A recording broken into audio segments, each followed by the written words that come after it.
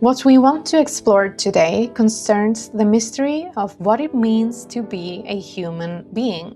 We enter earthly existence carrying within us the fruits of a long spiritual journey. Before we descend to the earth, we dwell in the cosmos, and before we become citizens of a nation, members of a family, or participants in a particular life story, we are beings whose origins lie in the spiritual world. Everything that exists bears within it the imprint of divine creative activity. A person's life unfolds through stages that echo the great stages of cosmic evolution, and this becomes visible when biography is approached as something living. Let us begin with one of the central insights of spiritual science. The human being is a microcosm, a small world containing within itself the principles of a higher world. The laws that shaped the stars, the planets, and the evolution of the earth also shaped the human constitution. Humanity is a mirror, a reflection of divinity, of God, and the human being exists because higher spiritual beings made immense sacrifices throughout the evolution of the cosmos. So, the history of humanity is inseparable from the history of the spiritual hierarchies. For this reason, when we study the human being deeply enough, we begin to encounter the history of the cosmos itself. Our planet has moved through a series of incarnations: Saturn, Sun, Moon, Earth, and will continue through Jupiter, Venus, and Vulcan. And each of these stages corresponds to a particular member of the human constitution coming into being. On ancient Saturn, the germ of the physical body was laid down. On the Sun, the etheric body was added. And on the Moon, the astral body. And on the Earth itself, the I, the ego, came into being. And this sequence echoes forward into every human biography. The same forces that shape those planetary stages are still active in the child, in the adolescent, and in the maturing adult. The physical body of a newborn child is still being formed by the same creative powers that worked on Saturn. And by the time the second teeth arrive, those Saturn forces have completed their task, and the other forces take over. A child arrives wrapped in spiritual sheets. The birth we witness physically is only the birth of the physical body. Around the seventh year, with the change of teeth, the etheric body is born, and around puberty, the astral body is born. And around the 21st year, the I begins to stand fully within itself. This gradual unfolding forms one of the foundations of the 7-year rhythm. Each period reveals a new possibility of development and a new relationship between the soul and the world. At this point, it is helpful to distinguish between two planetary perspectives that appear throughout spiritual science. One follows the sequence of cosmic evolution itself: Saturn, Sun, Moon, Earth, and the future conditions of Jupiter, Venus, and Vulcan. This sequence describes how the members of the human being gradually came into existence across the great epochs of world development. And the other perspective preserved in classic esoteric and occult traditions, follows the order of the planetary spheres: Moon, Mercury, Venus, Sun, Mars, Jupiter, and Saturn. This sequence describes changing qualities of consciousness and soul experience. The diagram on screen places these two perspectives side by side. The sequence on the left describes the great stages through which humanity itself came into being. The sequence on the right describes a traditional planetary rhythm through which human consciousness unfolds.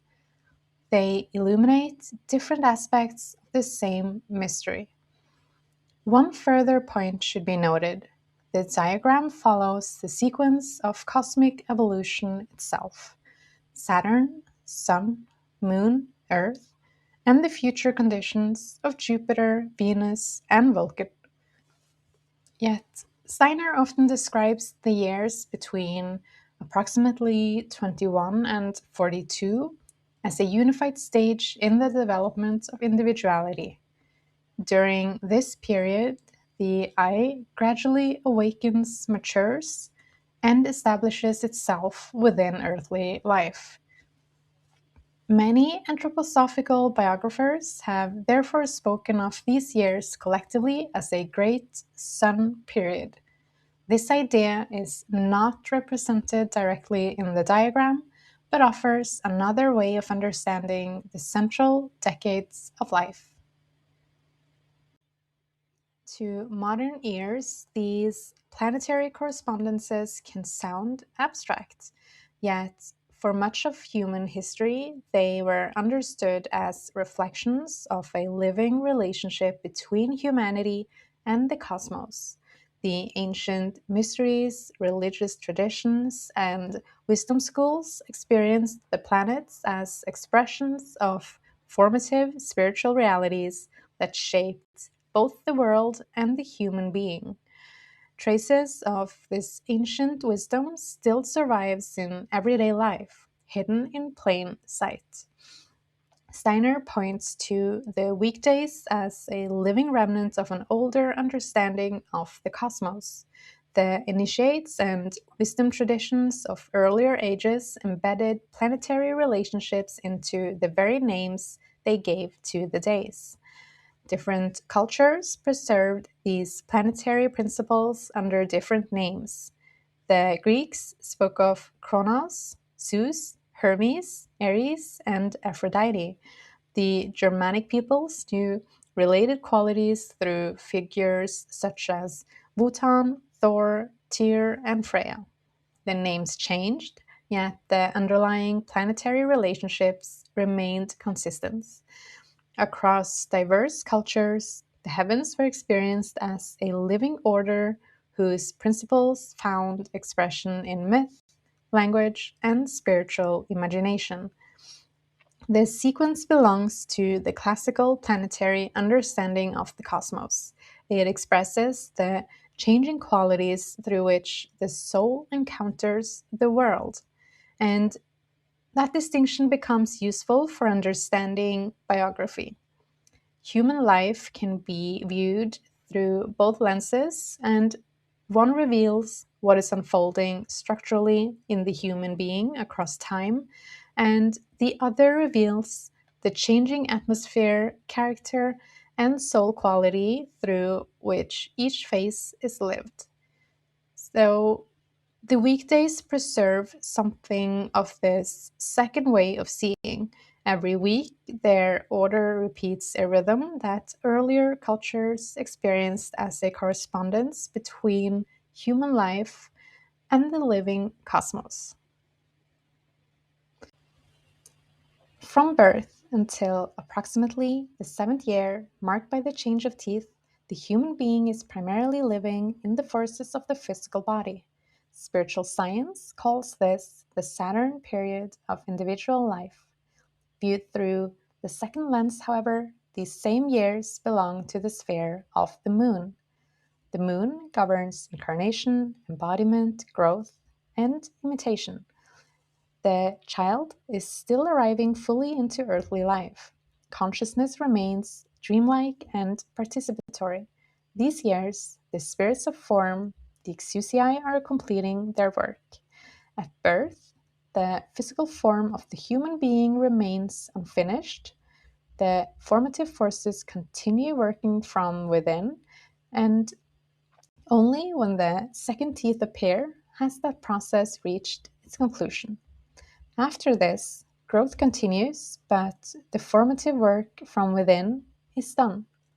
The brain's basic architecture is established by the seventh year, and everything that follows is an expansion of what has already been formed. Steiner describes the young child as remaining far more deeply united with the surrounding etheric environment than later in life. In the earliest years, especially, the child's etheric life remains intimately connected with that of the mother, from whom many of the formative forces of growth continue to work.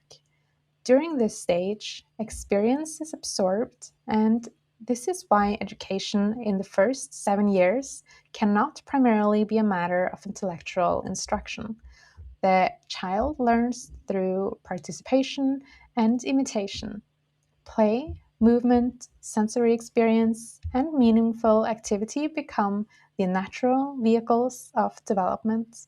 Rhythm and routine are also of immense importance during this phase. Regular rhythms of daily life provide a foundation of security and order through which the formative forces can work harmoniously. With the change of teeth around the seventh year, we move into the next row of our diagram. In cosmic evolution, this is the sun stage, where the etheric body is structurally liberated from its protective outer sheet. Concurrently, the classical lens shows that we enter the Mercury sphere of consciousness. Mercury is the principle of movement, exchange, memory, and learning. The child now begins reaching out toward the world through curiosity and communication. Ideas, images, stories, and relationships become vehicles through which experience is organized and understood. The forces that were previously dense and occupied with sculpting physical organs are now set free. They transform into the faculties of memory, vivid imagination, and learning. Under the quick relational atmosphere of Mercury, the child learns by exchanging impressions with the world. They do not yet process life through cold abstract logic. Instead, they think in pictures, in rhythm, and in art. They require a guide who can weave the facts of the cosmos into the warm living language of stories. What actually happened during the ancient sun stage of planetary evolution? It was the cosmic epoch at which the etheric body was woven into the physical form that had been laid down on Saturn. Life now entered form. In the child between 7 and 14, we see a similar process where these life forces come into their own. Steiner emphasizes how the sun is a radiant spiritual center during this period. The cosmic forces that stream from the spiritual sun are deeply connected to the expansive creative realms our souls traverse between death and rebirth. And it is during these 7 years that the child's developing etheric body is uniquely receptive to the spiritual solar light. This has direct, profound implications for education. The development of a sense of beauty, and especially a sensitivity to light and shadow, must occur during these years. The forces that make such artistic development possible are available precisely now, and they move on when this phase is complete. Similarly, the foundations of a genuine religious life must be laid here, experienced as an inner reality of reverence rather than transmitted doctrine. The capacity to feel awe and to sense the living presence of the spiritual world is a faculty nourished specifically during these sun years. At puberty, around the 14th year, we cross into the third row of our diagram. Evolutionarily, this is the moon stage, marked by the birth of the astral body. Culturally and psychologically, we enter the Venus sphere of consciousness. Venus governs attraction, inwardness, relationship, and feeling. During these years, the soul awakens to beauty, intimacy, friendship, idealism, and love. The adolescent begins searching for what is genuinely meaningful and worthy of devotion. Questions of relationship, belonging, and personal value become central themes of development. The ancient moon stage of cosmic history was the cosmic birthplace of inner movement, desire, and the intense duality of pleasure and pain. Biographically, this manifests as a stormy, sudden awakening of the inner life. The adolescent experiences a profound inner vulnerability coupled with an intense urge to critically test and challenge the outside world. Yet, under the idealizing lens of the Venus sphere, this turbulence is met with a deep concurrent awakening to aesthetics, romantic love, and high ideals. The individual ceases to look for an external authority.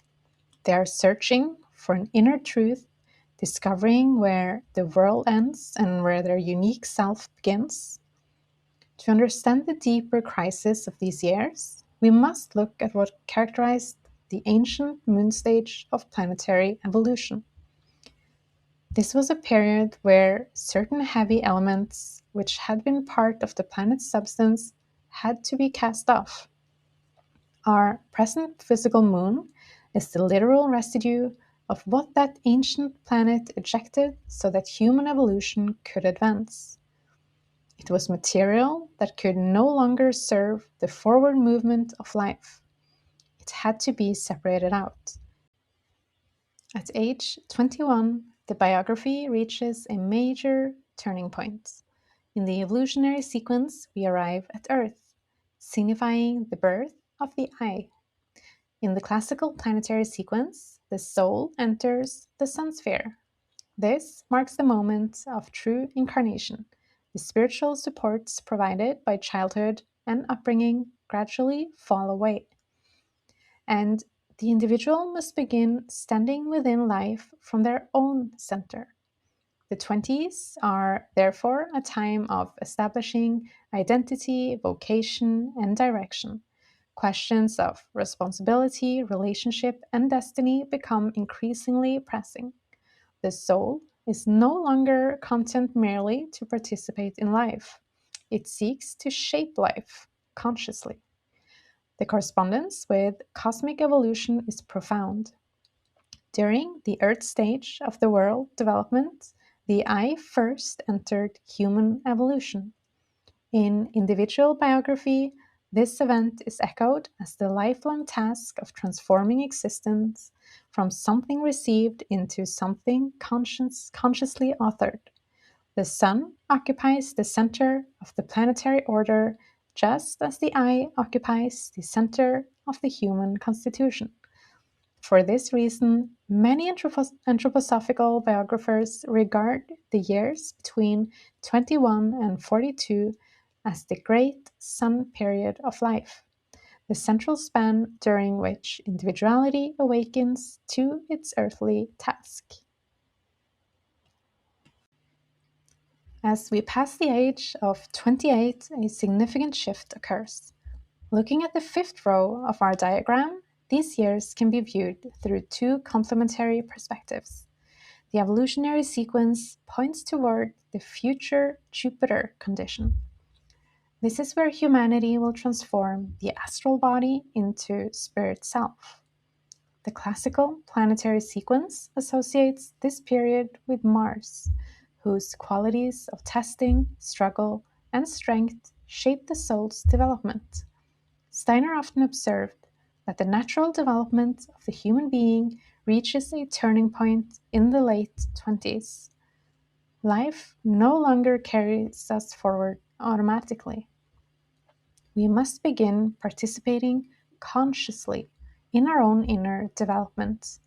The task of these years is to take the reactive forces of the astral nature, our desires, our frustrations, and passions, and gradually transform them into objective thought, wisdom, and self mastery. As this process unfolds, life experience begins to speak a different language. Events no longer appear as isolated occurrences. Patterns emerge, relationships reveal deeper meanings, and what was once lived through impulsively becomes understood on a soul level. Knowledge can be acquired at any age, but genuine understanding ripens through experience. The years between 28 and 35 often mark the beginning of this deeper maturity. Humanity has not yet reached the future Jupiter stage of evolution, yet its seeds already appear within individual biography whenever experience is transformed into wisdom. These years occupy the heart of the great sun period of life. The individuality continues to consolidate itself, while the testing qualities of Mars provide the necessary discipline through which that individuality can mature and deepen. Entering the late 30s, the planetary qualities shift once again. Looking at the sixth row of our diagram, the evolutionary sequence points toward the future Venus condition. This is where the etheric body will be transformed through the life spirit. In the classical planetary sequence, the soul moves beyond the testing atmosphere of Mars and now enters the expansive mature sphere of Jupiter. The soul now seeks meaning, wisdom, and spiritual maturity. The struggles of the earlier years begin to give way to a broader and more compassionate perspective on life. The task of this period is deeply internal. We are called to transform our habitual patterns, our temperaments, and automatic ways of living into conscious expressions of the higher self. The 35th year has long been regarded as a significant threshold. Up to this point, life is largely concerned with becoming, with learning, striving, struggling, and establishing oneself in the world. Beyond this threshold, a new possibility emerges. The individual gradually ceases to be merely a recipient of life and becomes a source for others. Understanding deepens, sympathy widens, and experience ripens into wisdom. Viewed through the lens of cosmic evolution, these years foreshadow the future Venus condition when the etheric body will be fully transformed by the life spirit. Our growing capacity to participate selflessly in the lives of others is an early reflection of that future possibility. This phase marks our entry into the expansive perspective of Jupiter, while also representing the culmination of the great sun period of life. Experience, responsibility, and self knowledge have finally had time to mature. As we cross the threshold of 42, we arrive at the final row of our diagram. Evolutionarily, we reach a stage that foreshadows Vulcan, the highest future condition of world development, where the transformation of the physical body through spirit man begins in deep miniature. In the classical planetary sequence, the soul leaves the expansive sphere of Jupiter and enters the solemn domain of Saturn. Earlier in life, the planetary forces appeared as youth, vitality, and outward striving. Now they take on a different character. The physical body gradually relinquishes the central role it held during the first half of life, and the soul is called to discover sources of meaning that no longer depend primarily upon physical vitality. Saturn brings the qualities of responsibility, harvest, and karmic consolidation. What has been inwardly developed throughout the biography now seeks its essential expression. What is lost in youth is regained in depth, in perspective, and in wisdom. Viewed through this dual lens, the later years become a profound preparation. The individual gathers the harvest of earthly experience and gradually learns how even the densest physical existence can become an expression of the human spirit. What has been received from life is prepared to be returned to the cosmos as a conscious and individualized gift. The 7 phases we have been following on screen bring us to the threshold of 49. The years from 49 to 56 belong to Jupiter, traditionally associated with wisdom, breadth of vision, and the capacity to guide others through experience that has been inwardly transformed. The years from 56 to 63 belong to Saturn, where biography often acquires a more contemplative quality and questions of meaning, destiny, and spiritual reality move increasingly to the foreground. Steiner suggests that later life beyond 63 may already point beyond the present incarnation. New interests arise, unexpected encounters may occur, and aspects of life that once seemed peripheral can suddenly become deeply meaningful. It is as though the soul is gathering spiritual material that reaches beyond the present biography. For this reason, later life possesses a unique spiritual significance. Alongside the harvest of what has been lived, something of the future begins to announce itself. What spiritual science ultimately reveals is that the human being can never be understood in isolation. We carry within our very organs the history of the cosmos, the forces that once shaped ancient Saturn, Sun, Moon, and Earth continue to pulse within the unfolding of every human life.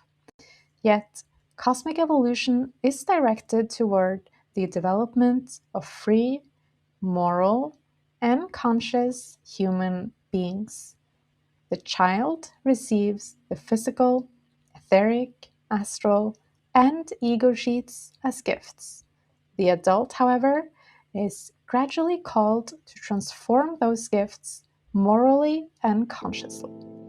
The mystery of Golgotha stands as the definitive turning point of time that makes this personal transformation possible. Through the Christ, earthly evolution received an entirely new direction.